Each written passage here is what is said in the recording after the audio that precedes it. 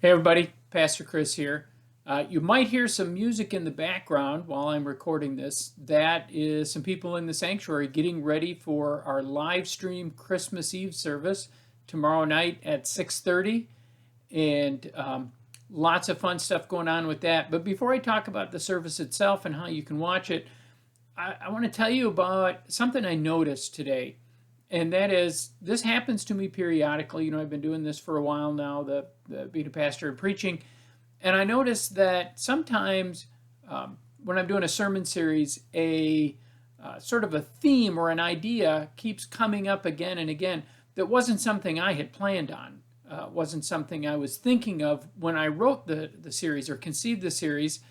And I noticed it when we were doing the series on Isaiah and Jesus in the Gospel of John, the last 4 Sundays, the Sundays of Advent, where I would take a passage from Isaiah and then hold it side by side with a passage from the Gospel of John, something Jesus said, and how so often it was about a question that Isaiah asked or something Isaiah said would happen, and the world had to wait over 500 years till Jesus came for the answer to that question or the fulfillment of the thing Isaiah said would happen. So that idea of waiting. It was also, I did the sermon series, 8 sermons on Jacob through the fall and early winter, and so much of Jacob's life was waiting. He was waiting for his inheritance. He was waiting for his wife. He was waiting for his family. He's waiting for all these different things, waiting for his to be the person God called him to be. And so it was very interesting then. This Advent, I've been reading from Dietrich Bonhoeffer, sort of my own personal readings here during Advent. If you don't know who Dietrich Bonhoeffer was, he was a Lutheran pastor in Germany who was put in jail for standing up against Hitler.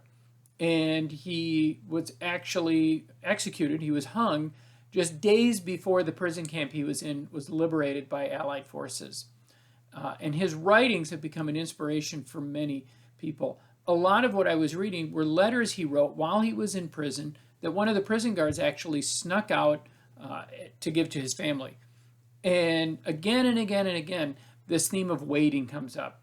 He's waiting to get out of jail. They're waiting for a time when the Nazis will be no more in inflicting themselves on Germany and the rest of the world.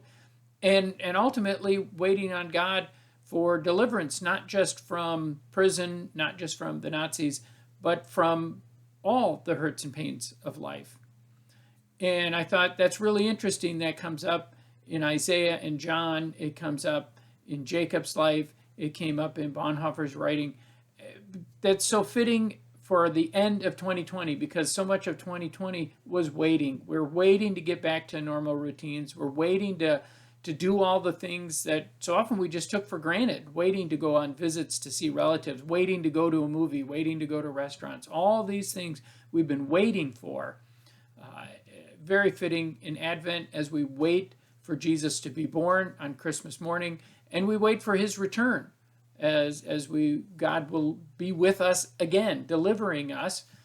And during this time of waiting, as Christians, really what it requires of us is to trust that we are not waiting in vain, that we are waiting, and ultimately God will safely bring us through the troubles that we are afflicted with at various times in life.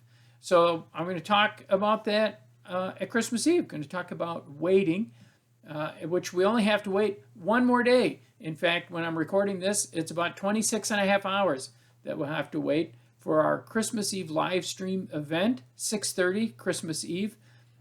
If you are getting this video with an email, the link will be in the email. If you're just watching it on YouTube, the link will be in the description, or the link to the live stream will be in there. The link to the live stream's already up and running, so you can go in and actually you click on it and it'll ask you to set a notification to automatically go to that live stream at 6:30 tomorrow. We're not really calling it a worship service. It will have parts of a traditional Christmas worship service. You'll have the Christmas story. I'll be preaching a Christmas message, as I've just been talking about, this idea of waiting. We'll have traditional Christmas songs. We also have some special music. That's what they've been working on last night and tonight in the sanctuary, if you hear any noise in the background. We have several, as of right now, we have 3 different videos from our mission partners. So we are literally going to have Christmas greetings from around the world in this. And I heard a rumor, I can't verify this yet, but I heard a rumor that even a couple of Santa's elves are going to be sending a very special Christmas message for our kids, and the young at heart too. So be on the lookout for that. So like I said, you watch this on YouTube. The link is going to be up. It's already up and running, and you'll have that. So that'll be 6:30 Christmas Eve. That's tomorrow night. And then on Sunday, we will have Sunday morning worship. Will be only online. Our live stream service at 10:30. That will be Sunday morning, 10:30. We have our live stream service, and we're hoping we can see light at the end of the tunnel here, and that on January 3rd we can have live in-person services again at 8:30 and 10:30, with the 10:30 service being live streamed over the internet. And January 6th is Epiphany. That's actually the end of the 12 days of Christmas. They run from December 25th to January 6th. But if we can get people in the church again on the 3rd, we will celebrate Epiphany January 3rd, a few days early, when we celebrate the revealing of Christ as the Messiah. Until then, everybody have a Merry Christmas, and you only got to wait one more day. Then we'll have our service, and we will see you online tomorrow.